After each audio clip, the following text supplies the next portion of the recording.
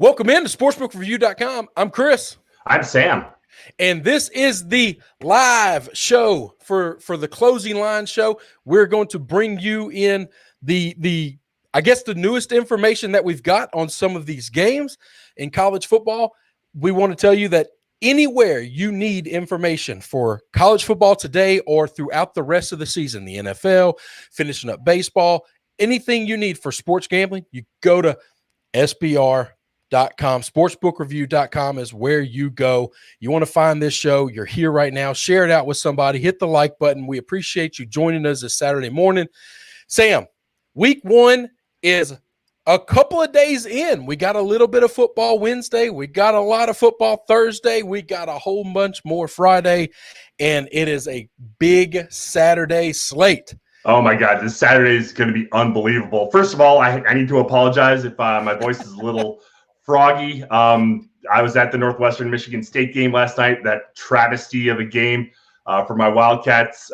Voice got a little shot out, screaming and yelling, but here ready to rock and roll. But boy, that did not go the way I expected it. And another game on Friday did not go the way I was expecting. Well, it went the way I thought, and I told you I thought we're talking about the North Carolina Virginia Tech game.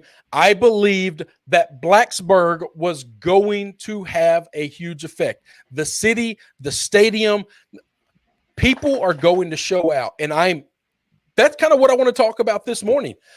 I think I'm looking forward to big crowds at home fields to have massive advantages. I'm not talking about normal home field advantages. I'm talking about abnormal. If usually a good crowd on a Saturday night gives a home team, we all just assume it's 3 points. I think some places get 2. I think some places get a little more. I might add a lot more to that, okay? I might think they're 4.5 or 5 point difference. You're talking about a North Carolina football team that we think is well coached and we think is really talented, could not hear anything at all. I don't think they could hear checks on the field. I don't think they were capable of audibling right. I don't think Sam Howell knew how to get his guys in the right position.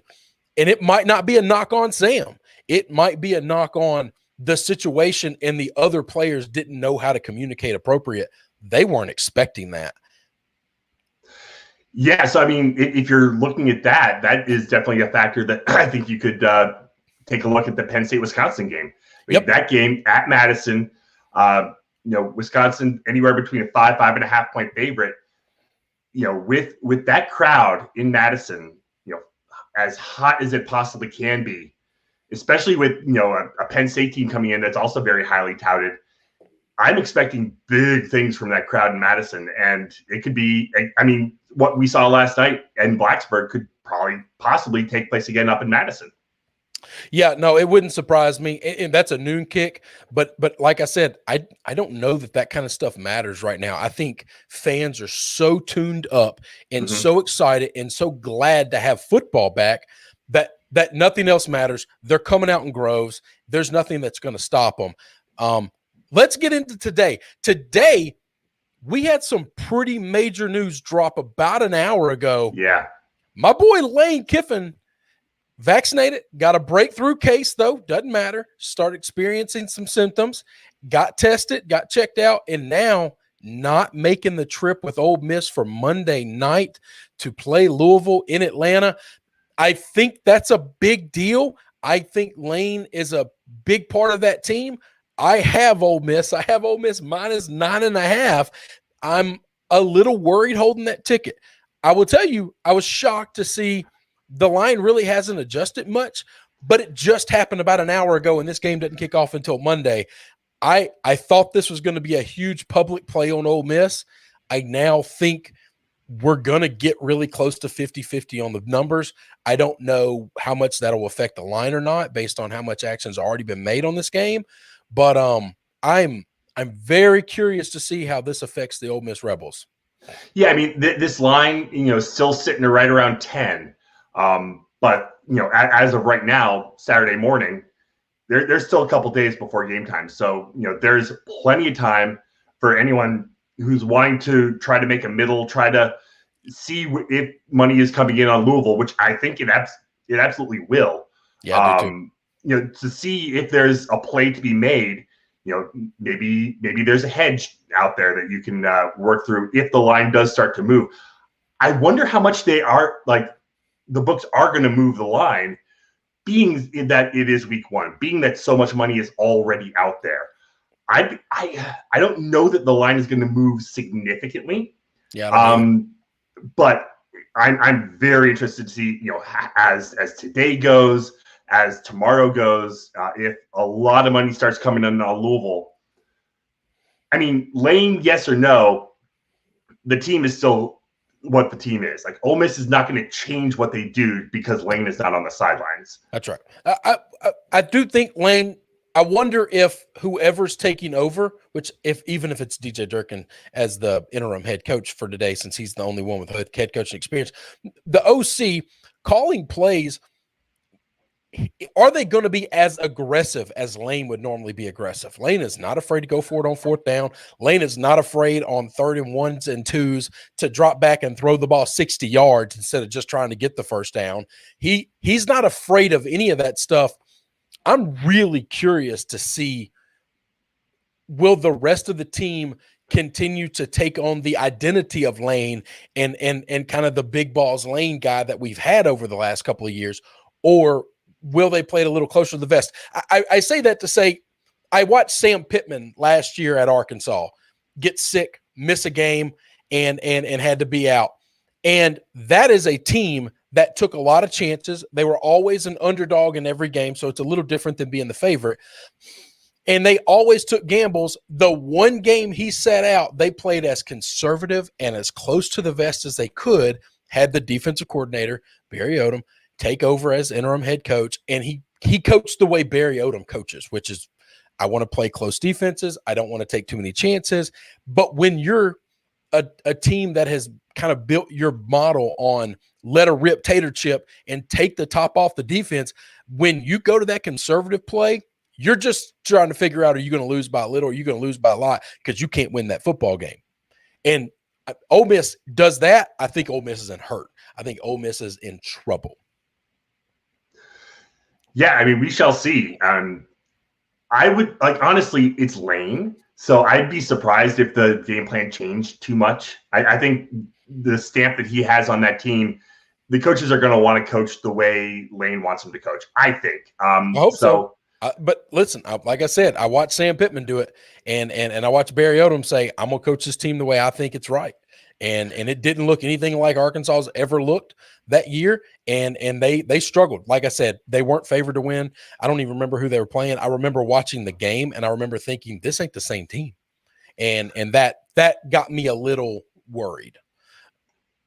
Oh, we got some questions in on the chat. Any big upsets are we looking like? Heath coming in on that. He's got Penn State upsetting Wisconsin. I don't know, Heath. I kind of like Wisconsin today. I just, their defense is so good, and Penn State changing their offensive scheme. Will they have it all together enough to go into the teeth of that Jim Leonard coach defense up in Madison, like we were talking about? I don't know. I kind of like Wisconsin in this one. Yeah, I'm going to tell you this. I'm going to stick with my philosophy of home teams with big crowds. I'm not betting against those teams today. Okay, I'm now. If I've already got a ticket on a road dog, they better be catching points. Okay, yeah. If there's a home team that's catching points today that I believe the crowd's going to show up, I think I'm betting all home teams that are just taking points, and I'm not laying anything. Unless I just really. So I'll give you the example right now. I bet against Texas. I like Louisiana. I think Louisiana's a really good football team. Man, there is a world where I saw home field advantage last night in Blacksburg that hasn't been the home field that Valtech is used to for the last 2 or 3 years, okay? This isn't like the olden days where they used to dominate, all right? If Texas fans show up and they go apeshit today, that's a big if, my friend. That's a big if. And I ain't going out, but we got to remember, we're coming off a pandemic. We're coming off a time where these guys have been over a year since they got to step into the stadium and cheer for their team. Not in Texas. Yeah, they didn't have fans last year. Yeah, they did. Maybe they did. They absolutely did. Okay, maybe I'm wrong. Maybe I'm wrong on that. It's got me a little bit worried. The other news is, I guess it didn't really affect it because if they didn't change it, we'd have missed it. The Rutgers game got moved today. Ida has made its way up to the Northeast. It flooded everybody out.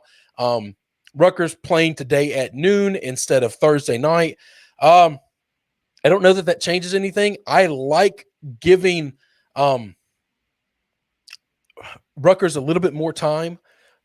I think they're the most yin and yang team I've ever seen. Last year, I loved watching them play football because it wasn't a trick play here or there. Their whole offense was, you have no idea what we're going to do. We literally went through the history of trick plays, and that's our offense. We'll run 10 to 12 of them a game and see if you can stop it.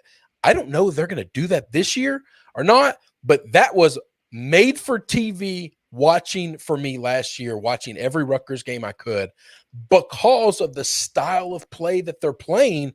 Do you think playing a smaller team that they should beat, they'll play more traditional football? Or do you think we're going to get the wild and crazy Rutgers team that we got last year because that's what they got to get ready for in the Big Ten? I mean, the fact that you say Rutgers was appointment television last year, I think that's the first time that sentence has ever been uttered ever in the history of everything. But midway through the season, you agree with that, right? Like the way they played, you're like, I got to watch this shit. Yeah, I mean, that offense was definitely interesting. I still don't think a whole lot of that Rutgers defense, but against Temple at home, 14 and a half, 15 and a half, somewhere in there, depending on where you're going to get your line. There's enough uncertainty for me for Rutgers that if you are to get in on a Rutgers, 84% of the money's coming in on Rutgers, even with 14 and a half, 15 points. So I don't hate the play. Yeah, I just like watching them. I like that their offense is. Here's what I like. When you play a team straight up, that team's going to beat you 100% of the time because they're better than you at everything that you're doing. You have to play unconventional. And I appreciate the fact that they know that, and they say, we're not just going to be unconventional for unconventional sake. We're not going to be, an option team just because that's what the unconventional does. We're just going to be a gimmick team because if we're an option team, you can prepare for the option. If you don't have a clue what in the hell we're going to run, then you have no way to practice or prepare for it. And that's what made it fun for me last year is I was excited to see what that offense was going to do. I would say that they were one of the most innovative offenses I've ever seen with as little talent as they've got. How long can a gimmick offense really work, though? I mean, you've got a year of tape on that. But I don't know that you have tape on that. Do you think that they're going to run the same trick plays they ran last year? Because I think all those trick plays are going to be different. I just think if your whole thing is running a gimmick offense, people are going to catch on. I don't think Temple's there's nothing to worry about for Temple today. Well, that's right. But they're playing in the Big Ten East. That's Penn State. That's Ohio State. That's Indiana. The big boys in the Big Ten East are not going to care what kind of gimmicks you're running. They're gonna play their defense. Well, that's fine, and you're not going to be able to do anything about it. Well, we'll see. I think Rutgers is a lot of fun to watch. They were last year, and I'm hoping they're the same feisty, crazy Rutgers. Let's get into a couple of games. We had some people ask through the chat and through some tweets. UTSA, dyslexia is a hell of a thing. At Illinois tonight, what do you think? What are you expecting in this game? Brett Bielema, big home night game coming off a win last year. UTSA getting better. What we got? I like UTSA. I mean, I said this on Wednesday, and I'll say it again now. I think this is a huge letdown spot for Illinois. I mean, they got up for playing Nebraska. I mean, that's a conference game, week 0. And now to come back against UTSA, that team that is feisty. I mean, they looked really good last year. I liked what I saw from the Roadrunners. And for them to go into Illinois, I mean, it's a prove-it game. If Illinois can show out and really shut the door on UTSA, then maybe I'll believe something. But like, I do not believe in Nebraska whatsoever. I think they're a garbage team. And Illinois, I mean, they won the game, but they didn't look particularly good doing it. I mean, I think that was more a Nebraska just being terrible. Art Sitkowski was able to go in there and open up the offense more than Brandon Peters did before Peters got hurt. So I think it's Sitkowski again today. I don't think Peters is as hurt as it looked like. Looking at that injury, I thought maybe he'd be done for the season, but it sounds like he's throwing the ball. He might be back in a couple weeks, but I think that Illinois offense is better with Sitkowski behind center. But I think UTSA comes in. I think it's a letdown spot for Illinois. I like the upset there. I like straight up UTSA to go into Champaign and win. I don't know, man. We got a night game. We've got fans excited. Their team is 1-0. They're bringing in a lesser opponent. I think teams will show up.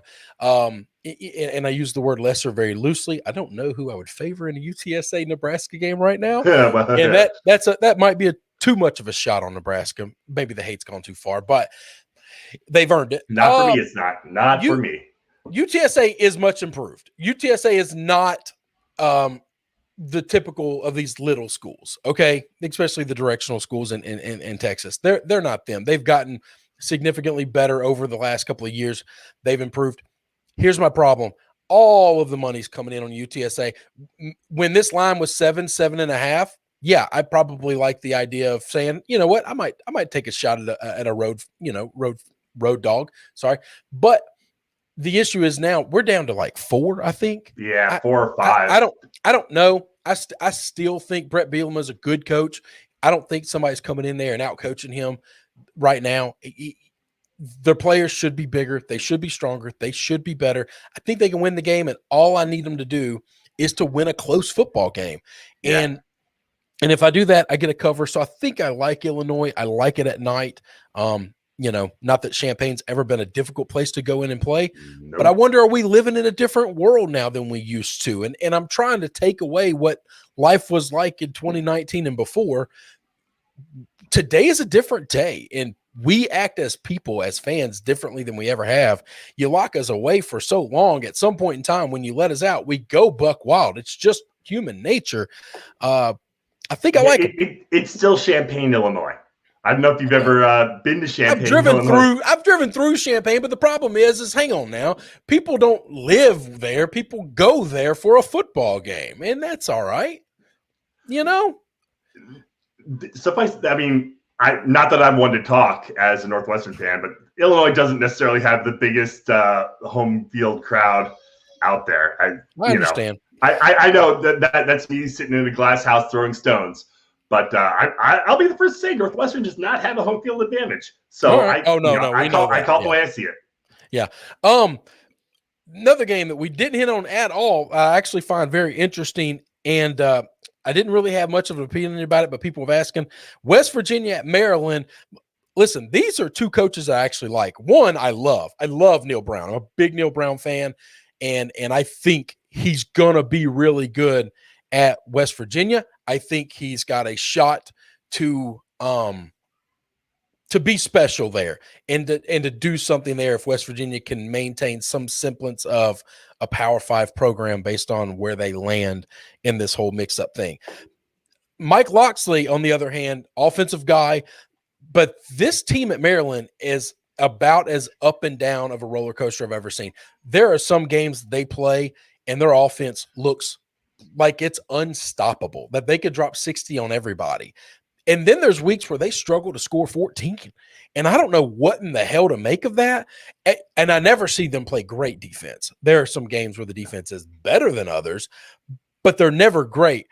And my question is can they score 35 or not? And if they score 35, they get a really good shot at winning the game, or at least being competitive.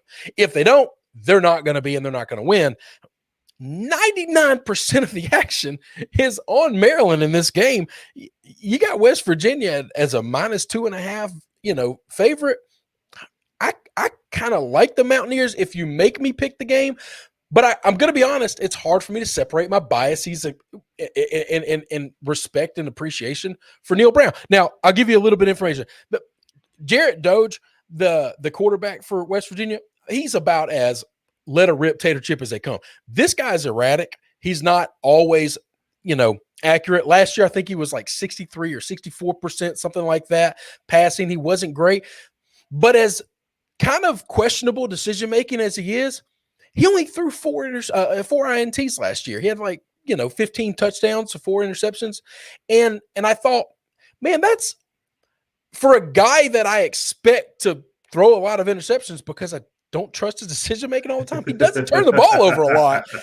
I found that to be weird and I guess gave me encouragement. You got any opinions on this game or thoughts? I mean, I like the home dog here, honestly. I think Maryland, they, like you said, last year they were just feast and famine. Some days they look great, some days they look terrible. I think Talia Tagovailoa with another year with Loxley, getting a little bit more seasoning. I think Maryland is a fine team. Do I think they're going to make noise in the Big Ten East? No, I do not. I think they're going to be the bottom of the Big Ten East? No, I do not. I think they're going to be competitive in a lot of games, and I think if you're going to make them a home underdog, I'm going to give me the 2.5 points. Sure, I'll take that. Absolutely. All right, let's keep moving on. We got some questions in the chat here. Chris, how good do you think Southern Cal is? So I like Southern Cal. I think Southern Cal is actually really good this year. Now, if they ended up with 3 losses, would it shock me? No. That doesn't mean I don't think they're really good. I think the Pac-12 is getting better. Okay, I think they've got a lot more good teams than they used to. But if they went 12-0, that wouldn't shock me either. I really think that team has a chance to be special. Some of this is I think the hate on Clay Helton has gone too far. Okay, he was appropriately criticized when he first got there. He was not as good as they should have been, quote unquote, for what people thought they should be. All right. But he's not nearly as bad as he's been labeled to be at all. By far, he's so much better than so many of the other options that they could have gone after and gotten. Okay. So let's just calm the hell down on hating on Clay Helton. And I think there's a little bit of this year. We're going to see an FU series. If they run through this conference, Clay Helton's going to do it with his wang out and middle fingers to everybody at USC. Everybody. Yeah. The biggest knock on Clay Helton is he's not Pete Carroll, right? That's it. And that's a hell of a thing to criticize somebody for. Yeah, he doesn't have that sort of magnetism, that sort of charisma that Pete Carroll does. And, it's LA, so everyone wants that magnetism, wants that charisma because it's LA. Yeah. San Jose State, that's a solid Mountain West team. No doubt about it. They're going to LA. It's a 14-point line for USC. I like the Trojans, honestly. Well, and this is one of those. I think the big boys are going to be big boys, and I also think the home crowd is going to get behind USC. This is not UCLA. They're not giving away tickets. They don't have to. They will sell this joker out, and they'll put as many people as the state of California is going to allow them to. Let's keep rolling through some of the questions. Absolutely. I know somebody asked. I wrote down Marshall Navy. Let me tell you, the only thing I like about this game is the under, because I think Marshall has one of the best defenses in the G5. Okay.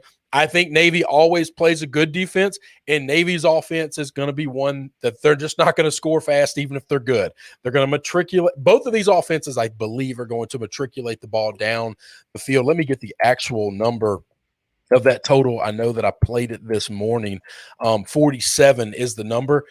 I think we're playing this thing into the mid to low 20s. Mid to low 30s, maybe high 20s.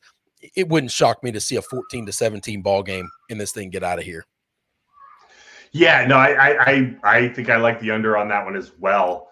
Honestly, I don't have a lot of thoughts on either of these teams. You know what Navy is. They're going to run the ball. They're going to run the triple option. It's going to be a low-scoring game. 47-48 on the under. I like that a lot.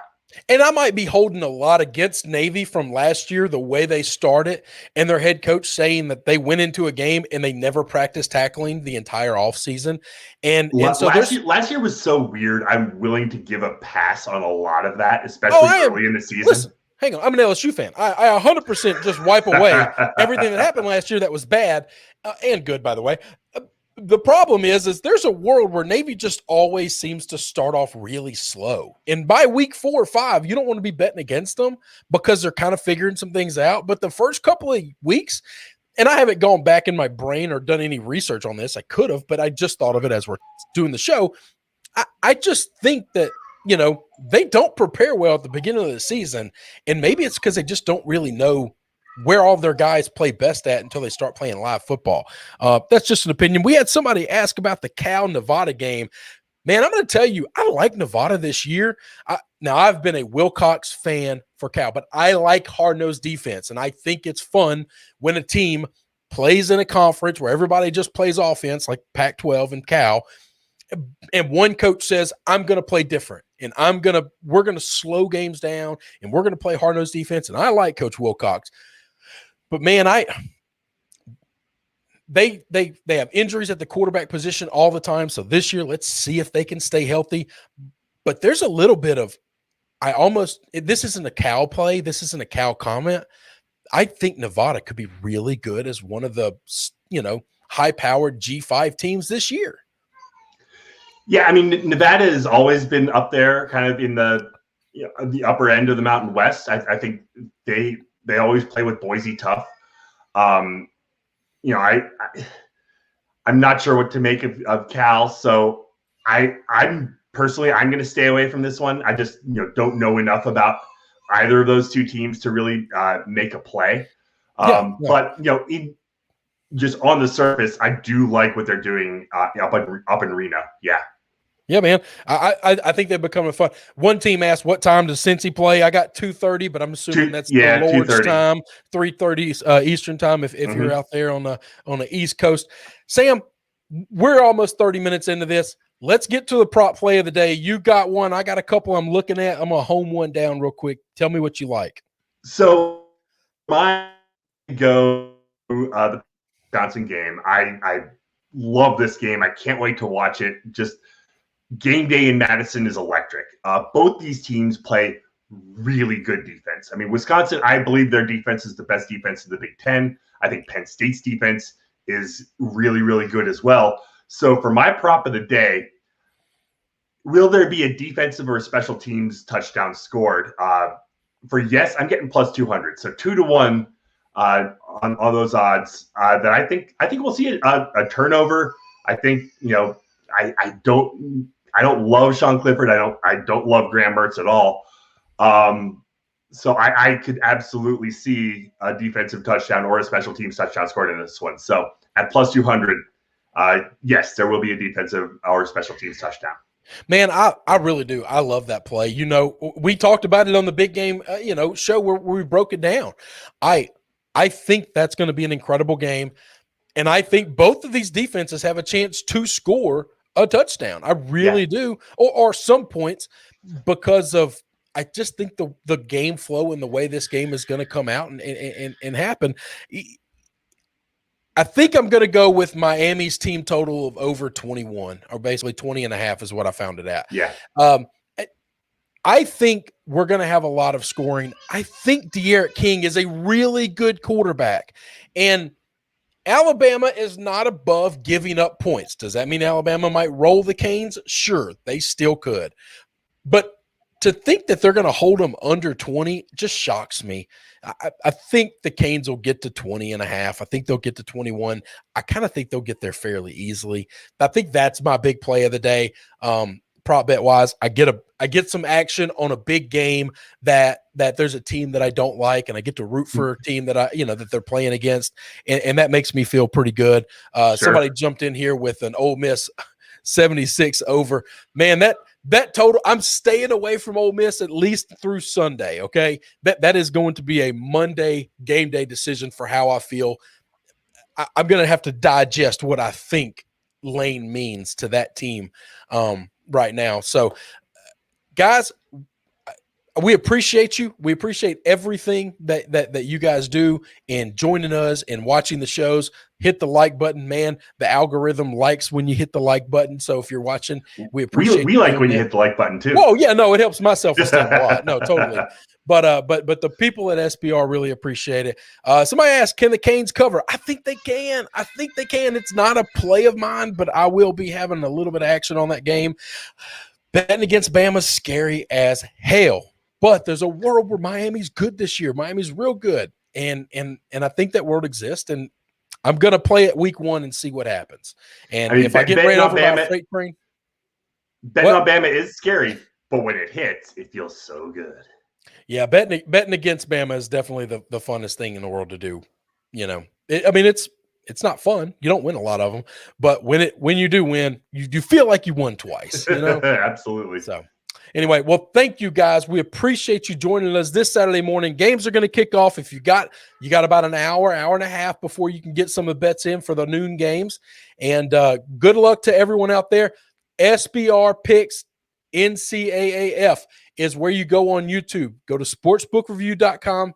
You got any questions about anything going on today, you can go there. We got articles galore on the website. You can find information. There are guys far smarter than us doing research and putting information out there. We're just giving you some video content and a couple of guys talking football, but you can actually read some of the good stuff going on at SBR. So go to sportsbookreview.com. That's where you need to be. And we appreciate you joining us this morning for SBRpicks.com. I'm Chris. I'm Sam. Thanks so much. We'll see you next week.